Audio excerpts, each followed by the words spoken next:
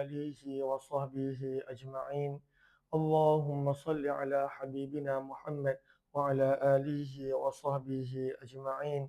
اللهم صل على حبيبنا محمد وعلى آله وصحبه أجمعين. بسم الله الرحمن الرحيم. السلام عليكم ورحمة الله وبركاته. Bismillah, Alhamdulillah, wassalatu wassalamu ala habibillah wa ala alihi wa sahbihi wa mawalah. Subhanaka la ilma lana illa ma 'allamtana innaka antal alimul hakim wa la hawla wa la quwwata illa billahil aliyyil azim. Allahumma rabbi syrah lana sudurana. Ya Allah, lapangkanlah hati-hati kami. Wayassir lana umurana, permudahkanlah segala urusan kami. Wahlul 'uqdatam min alsinatina, bukakanlah ya Allah apa jua ikatan yang ada pada lidah-lidah kami. Yafqahu aqwalana, agar boleh difahami segala tutur bicara kami. Allahumma faqqihna fid din. Ya Allah, berikanlah kepada kami pemahaman di dalam urusan agama. Wa'allimna at-ta'wil, ajarkanlah kepada kami pemahaman Al-Quran. Allahumma inna nas'aluka ilman nafi'a, kepadamu ya Allah kami meminta ilmu yang bermanfaat, wa rizqan wasi'an tayyiba, rezeki yang luas melimpah ruah lagi halal bersih suci, wa amalan mutaqabbala, amalan yang engkau terima daripada kami, wa shifaan min kulli da', dan sembuh daripada segala jenis penyakit. Amin ya rabbal alamin. Ahlan kepada semua di ruangan FB Noradila Abu Fatimah Az-Zahra, Ramina's Kitchen Siha Cika Abu Fatimah Az-Zahra. Waalaikumsalam warahmatullahi wabarakatuh kepada yang memberi salam. Di ruangan TikTok ahlan Haifa Najwa Nur Iza Makcho, kemudian Anissa. Waalaikumsalam warahmatullahi wabarakatuh kepada yang memberi salam. Ahlan kepada semua, terima kasih kepada yang komen, yang tag rakan-rakan, yang share. Moga Allah balas semua dengan sebaik kebaikan dan ganjaran. Alhamdulillah, seperti biasa setiap petang pada jam 6 petang kita nak berkongsi daripada kitab Qalbun Salim. Qalbun Salim adalah syarah kepada kitab Penawar Bagi Hati. Maka dalam kitab Qalbun Salim ataupun Penawar Bagi Hati, penulis kitab mengajak kita untuk kita memberi perhatian kepada bahagian badan, kepada bahagian diri manusia yang menjadi raja kepada anggota yang lain. Itulah hati kita. Nabi SAW mengingatkan, apabila ianya elok, seluruh anggota akan menjadi elok. Wa idza fasadat, dan apabila ianya rosak, maka seluruh anggota akan menjadi rosak. Maka anggota yang ada kemampuan untuk menentukan baik ataupun buruk seluruh anggota yang lain, sabda Nabi SAW, ianya adalah hati. Hati juga adalah tempat Allah memandang manusia, menilai manusia. Allah beri perhatian kepada manusia. Berdasarkan hadis Nabi, apabila Nabi bersabda, Allah tidak melihat pada tubuh badan, Allah tidak melihat pada rupa paras, walakin yanzuru ila qulubikum, tapi Allah lihat pada hati. Maka dalam kitab ini, yang mana kalaulah ada yang nak jadikan rujukan, maka boleh dapatkan daripada beg kuning. Maka dalam kitab ini, penulis kitab terangkan kepada kita ada 10 penyakit-penyakit hati yang kita kena berwaspada. Apa tanda dia? Bagaimana cara untuk mengenali 10 penyakit utama ini? Dan dalam kitab ini juga kita telah tiba pada bahagian ada 10 sifat terpuji yang tidak kita mesti usaha untuk bawa pada diri. Ada 10 sifat terpuji. Kita dah selesai dah sifat terpuji yang pertama, iaitu memperbanyakkan taubat dan istighfar. Moga Allah sentiasa bersihkan hati kita dengan taubat dan istighfar, kerana dosa umpama titik hitam yang menjadikan hati itu gelap menjadikan hati rosak. Maka ini adalah sifat yang pertama, taubat dan istighfar. Sifat yang kedua juga kita telah pelajari, iaitu hati kita perlu ada rasa takut kepada Allah yang disertakan dengan raja berharap kepada Allah. Sifat yang ketiga yang kita akan habis mudah-mudahan pada hari ini adalah sifat zuhud. Apakah maksud zuhud? Kata penulis kitab, menjadikan hati kosong daripada pengaruh dunia, membersihkan hati daripada pengaruh dunia, dan macam-macam yang kita telah pelajari tentang zuhud daripada kitab ini. Kita dah tiba pada hadis Nabi SAW, muka surat 406. Maka kita dah tiba pada muka surat 406. Ahlan-ahlan kepada semua. Sebelum kita teruskan lebih lanjut, apa kata sama-sama kita perbetulkan dahulu niat kita. Moga-moga apa jua yang kita lakukan adalah kerana Allah Ta'ala.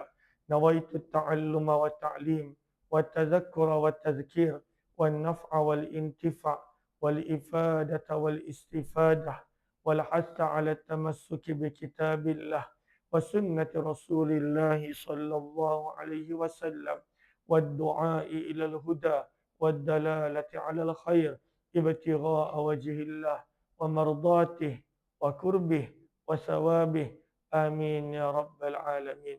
Mohon dah sebaik untuk bantu share, bantu untuk kongsi ke rakan-rakan, sebarluaskan. Mudah-mudahan lebih ramai yang beroleh manfaat. Saya minta minum air sekejap. Kalaulah ada yang puasa, saya minta maaf.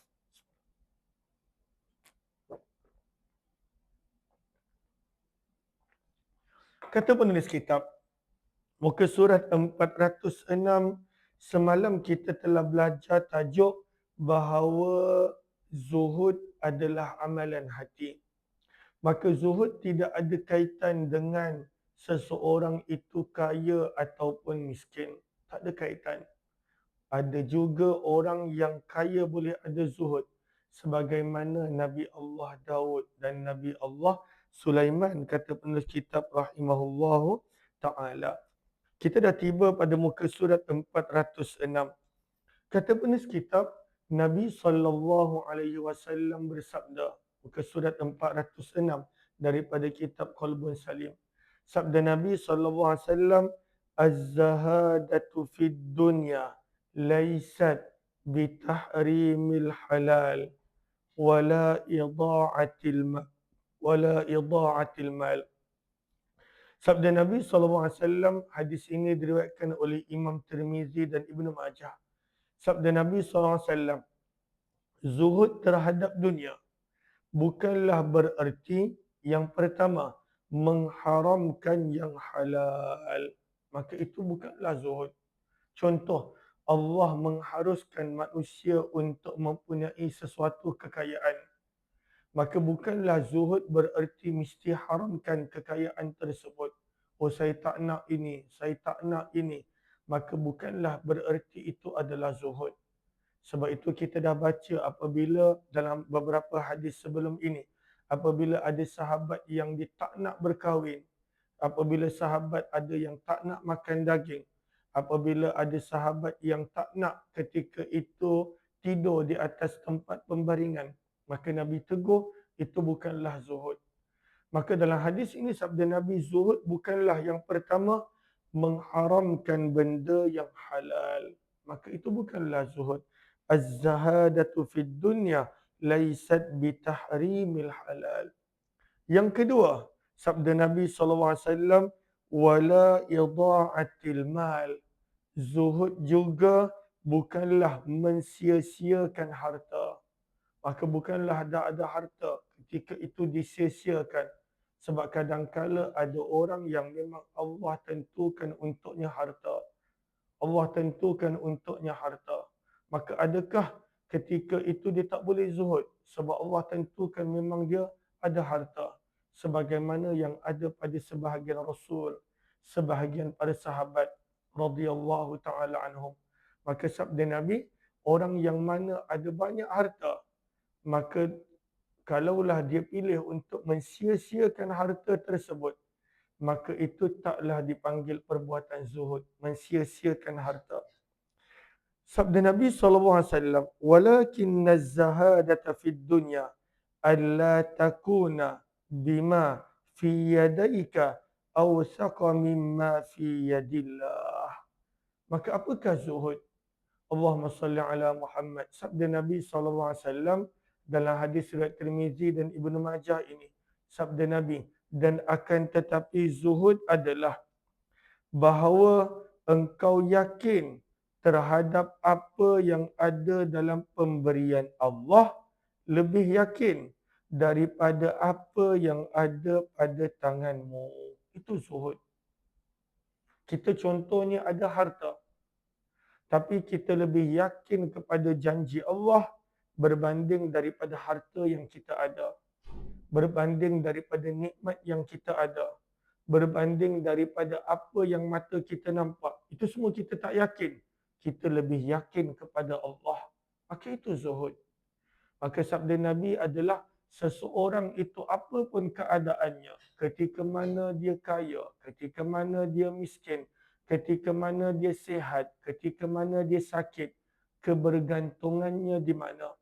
Pada saat kebergantungannya kepada Allah adalah lebih yakin, lebih tinggi daripada apa yang matanya nampak, apa yang dia ada, daripada apa yang dia lihat, maka sebenarnya itu adalah zuhud.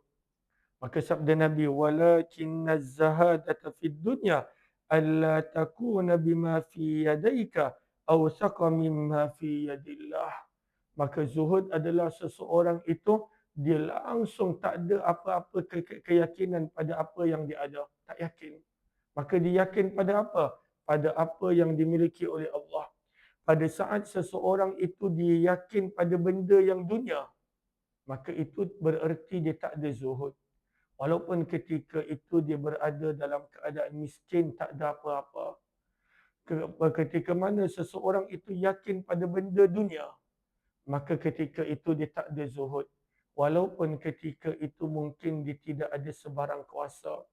Maka zuhud, sabda Nabi SAW, apa yang manusia miliki, dia langsung tidak yakin. Sebaliknya dia yakin pada apa yang dimiliki oleh Allah. Sabda Nabi, itulah zuhud. Sebab zuhud adalah mengeluarkan pengaruh dunia daripada hati. Maka bila tak ada pengaruh dunia pada hati, dia langsung tidak meyakini, tidak percaya apa-apa daripada dunia. Maka kepercayaan harta tidak ada dalam hatinya. Itu zuhud. Kepercayaan kuasa tak ada dalam hatinya. Kepercayaan tentang apa pun tak ada dalam hatinya kecuali hanya Allah, maka itu adalah zuhud. Sabda Nabi SAW. Dan apa tengok adik? Dia nangis. Allahumma salli ala Muhammad wa ala alihi wa sahbihi ajma'in. Maka Azkiyah menangiskan. Azkiyah menangis. Okay. Allahumma salli ala Muhammad wa ala alihi wa sahbihi ajma'in. Yang maka sabda Nabi, maka zuhud bukanlah bererti kena mengharamkan yang halal. Itu bukanlah zuhud. Zuhud juga bukanlah kena mensia-siakan harta.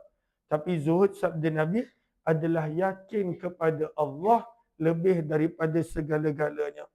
Sabda Nabi SAW yang ketiga, wa an takuna fi sawabil musibah idza anta usibta biha arghaba fiha law annaha ubqiyat lak. Sabda Nabi SAW, apakah maksud zuhud? Sabda Nabi SAW, zuhud juga bermaksud adalah Allahumma salli ala Muhammad. Engkau lebih mengharap pahala daripada musibah yang menimpa, daripada kembalinya dunia kepada kamu. Masya Allah. Itu zuhud. Maka seseorang itu bila dia diuji, katakanlah contoh dia ada harta, hilang hartanya. Maka ketika mana dia diuji, dia lebih mengharapkan pahala daripada Allah, ganjaran akhirat daripada Allah, daripada dia dapat balik semula harta yang hilang Allah ambil. Itu zuhud. Masya Allah. Dan ini tak mudah. Seseorang yang pernah ada jawatan, Allah uji dia hilang jawatan, dia berada dalam musibah. ketika itu dia lebih berharap kepada pahala daripada ujian itu, daripada dia dapat balik nikmat yang hilang. Kalaulah dia ada itu, sabda Nabi, itu adalah zuhud. Bererti orang yang zuhud ini, dia langsung tidak ada apa-apa pengaruh dunia pada hatinya. Yang dia ada adalah akhirat, adalah Allah, adalah ganjaran dan pahala. Masya Allah. Dan ini tak mudah. Tak mudah. Kita ketika mana dah merasai kemanisan harta, Allah uji dengan hilang. Kita kalau boleh nak dapat balik. Allah uji dengan ujian kuasa. Kita dah merasai kemanisannya. Hilang. Kalau boleh kita nak balik. Maka jarang manusia dia nakkan ganjaran akhirat lebih daripada ketika itu apa nikmat yang dihilang. Tapi pada saat yang mana dia lebih nakkan akhirat berbanding daripada ujian yang hilang, maka kalaulah dia ada, sabda Nabi SAW itu adalah zuhud. Maka sabda Nabi yang keempat, apakah zuhud? Zuhud adalah engkau lebih mengharapkan pahala ketika mana diuji daripada musibah tersebut, daripada kembalinya dunia kepada kamu, maka ini adalah zuhud. Masya Allah. Moga Allah kurniakan kepada kita sifat zuhud yang sebenar. Maka zuhud ini adalah amalan hati, bukan amalan zahir. Tak semestinya seseorang itu zahirnya nampak langsung tidak ada dunia. Dia adalah zuhud kalaulah dalam hatinya masih mengejar dunia. Maka tak semestinya seseorang itu zahirnya macam-macam nikmat dunia, maka dia tak zuhud. Walhal kadang-kala ada orang yang hatinya ketika itu benar-benar zuhud, walaupun zahirnya adalah orang yang bergelumang dalam nikmat. Allahumma salli ala Muhammad wa ala alihi wa sahbihi ajma'in. Muka surat 407. Allahumma salli ala Muhammad. Kita baca yang bahagian bawah dulu. Muka surat 407 ni ada yang bahagian atas, bahagian bawah. Kita baca yang bahagian bawah dulu. Berkatalah Abu Abbas As-Siraj, beliau telah mendengar Ibrahim bin Bashar berkata bahawa Ali bin Fudail berkata bahawa ayahnya Fudail bin Iyad telah bertanya kepada Abdullah bin Mubarak. Maka Fudail bin Iyad pernah bertanya kepada Abdullah bin Mubarak. Dua nama yang besar daripada kalangan para ulama salafus salih yang terdahulu. Fudail bin Iyad dan Abdullah bin Mubarak. Maka Fudail bin Iyad telah bertanya kepada Abdullah bin Mubarak. Moga Allah merahmati mereka berdua.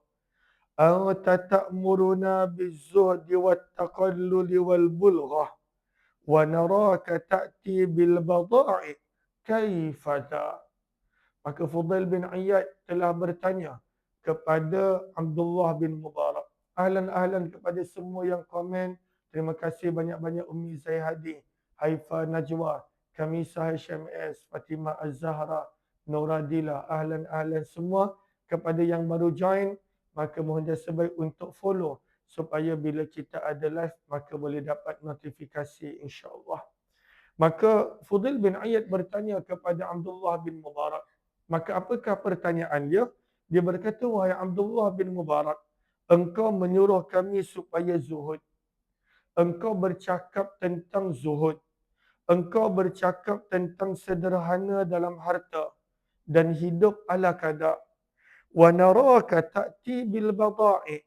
Namun kami juga nampak engkau memiliki harta yang banyak. Kaifaza, bagaimana perkara itu boleh berlaku? Sebab ketika itu dia sangka zuhud itu tak boleh ada harta. Zuhud itu tak boleh ada apa-apa. Dan Abdullah bin Mubarak ni ada banyak harta. Maka adakah bererti Abdullah bin Mubarak tidak zuhud? Maka ditanya soalan itu kepada Abdullah bin Mubarak. Macam mana engkau ada kekayaan dan engkau bercakap tentang zuhud? Bagaimana? Maka apakah jawapan Abdullah bin Mubarak? Sebab kita pun kadang-kala tertanya-tanya.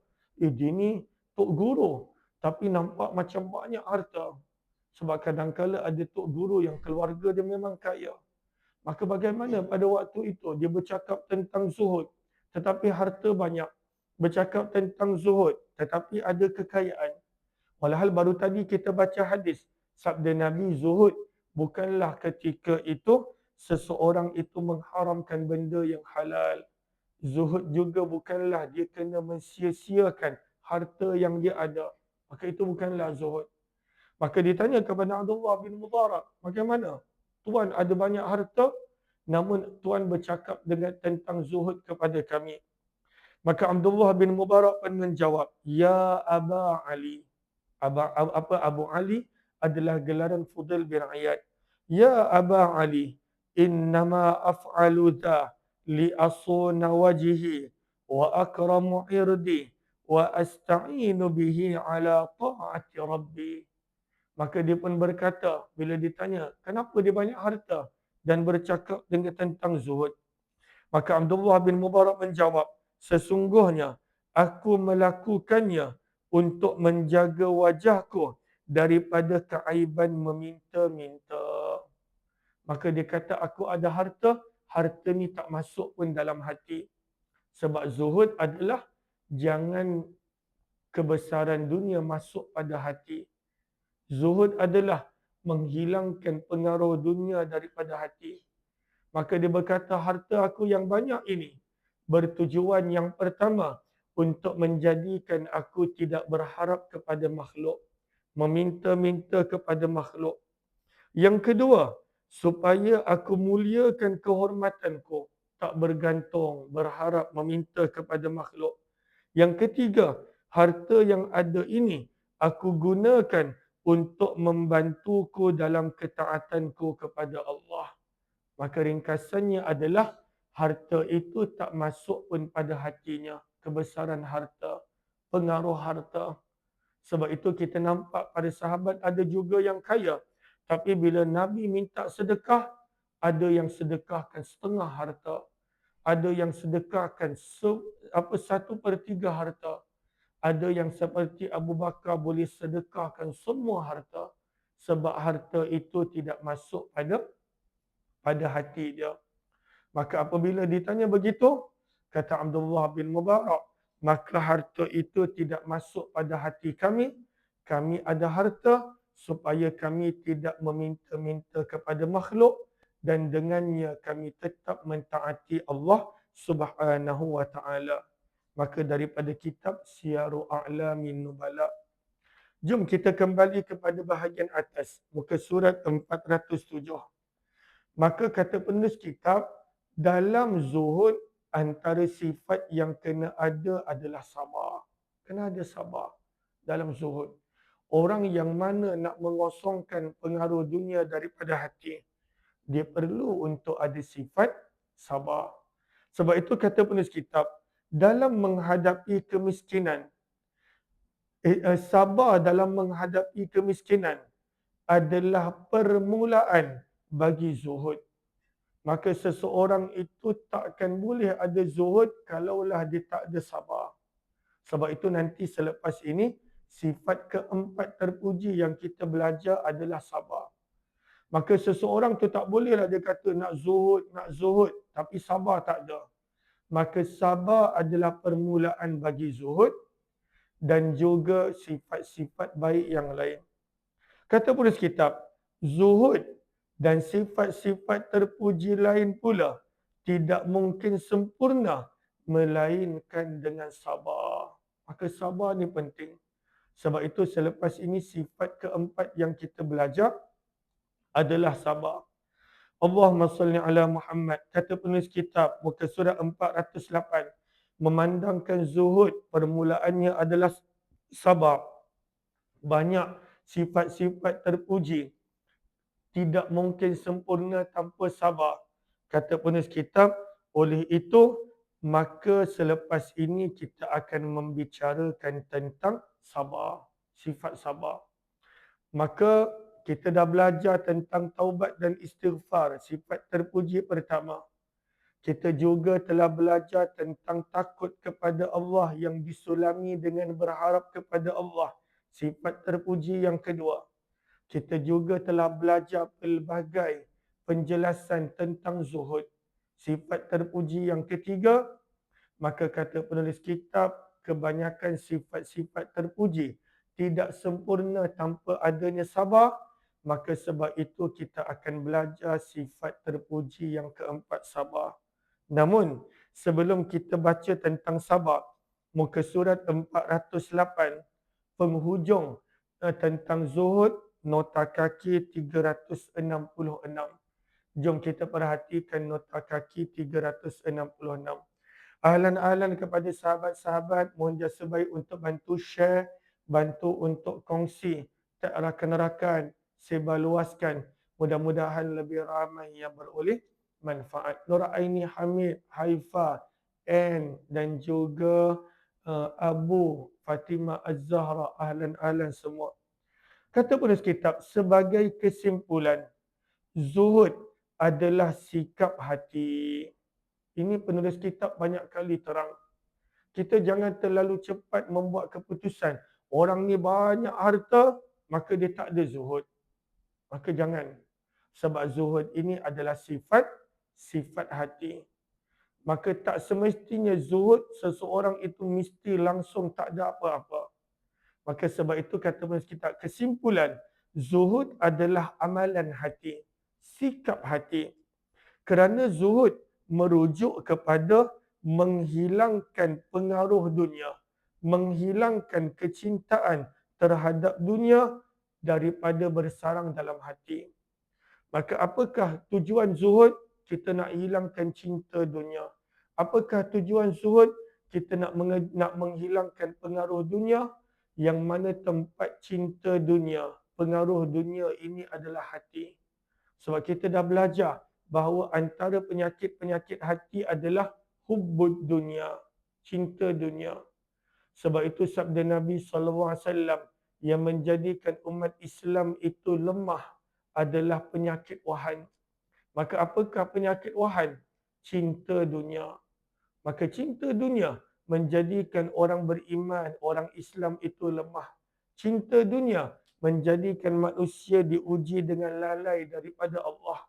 Maka mengosongkan cinta dunia daripada hati, amalan itu zuhud. Mengosongkan pengaruh dunia daripada hati, maka amalan itu adalah zuhud. Maka ianya adalah berkaitan dengan hati. Jangan kita menentukan zuhud ataupun tidak melalui zahir seseorang tersebut.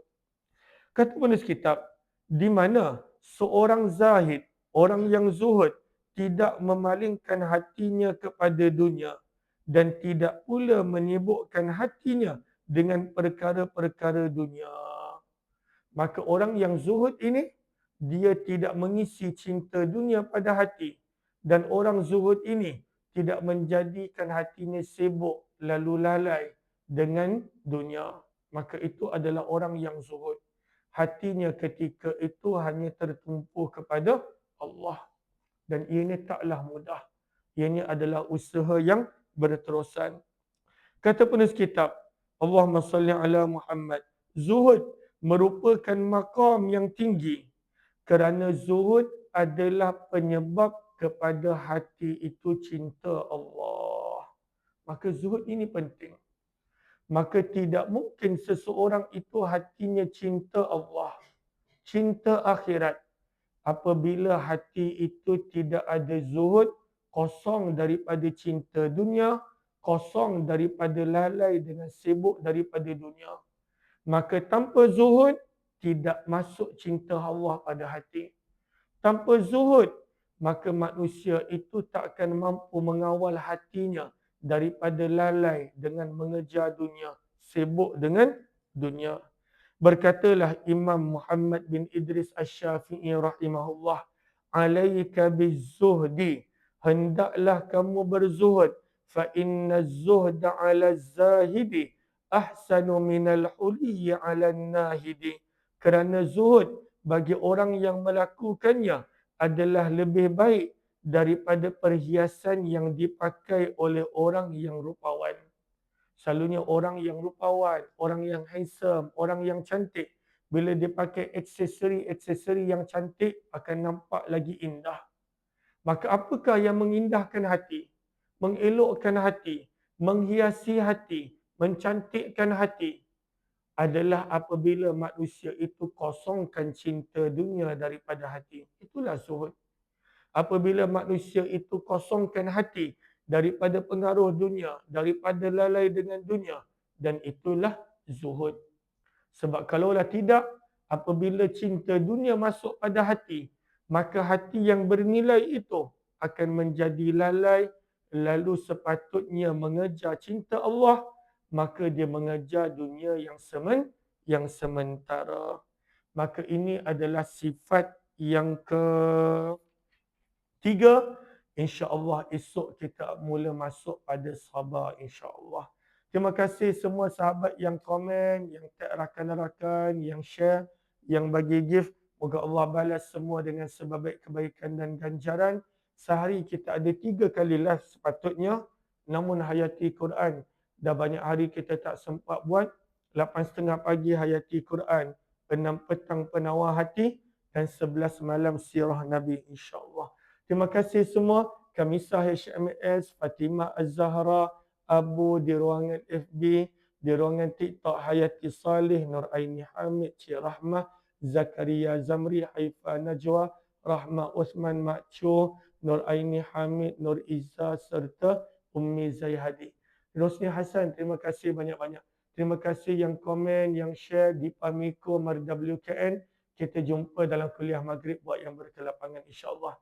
Kepada yang belum follow, maka boleh follow supaya bila live maka boleh dapat notifikasi. Subhanallah bihamdih, subhanakallahumma wa bihamdika, nashhadu an la ilaha illa anta, nastaghfiruka wa natubu ilaik. Subhana rabbika rabbil izzah amma yasifun wa salamun alal mursalin walhamdulillahi rabbil alamin. Bismillahirrahmanirrahim. Wal 'asr innal insana lafi khusr إلا الذين آمنوا وعملوا الصالحات وتواصوا بالحق وتواصوا بالصبر. Selalu ni pagi-pagi kita tak boleh buat live sebab ada kecilnya. Kan Azkia dah 40 hari kan? Okay, Azkia. Assalamualaikum semua. Azkia, kenapa Azkia nangis waktu hayati Quran? Ngantuk kan? Azkia. Okay. Doakan moga-moga jadi salihah, insyaAllah. Salihah, pendakwah, hafal Quran, kan Azkiyah. Okey, bye-bye semua. Assalamualaikum. Aminah, ni adik. Okey. Pagi-pagi itulah kena jaga dia. Okey, jumpa lagi. Terima kasih semua. Assalamualaikum.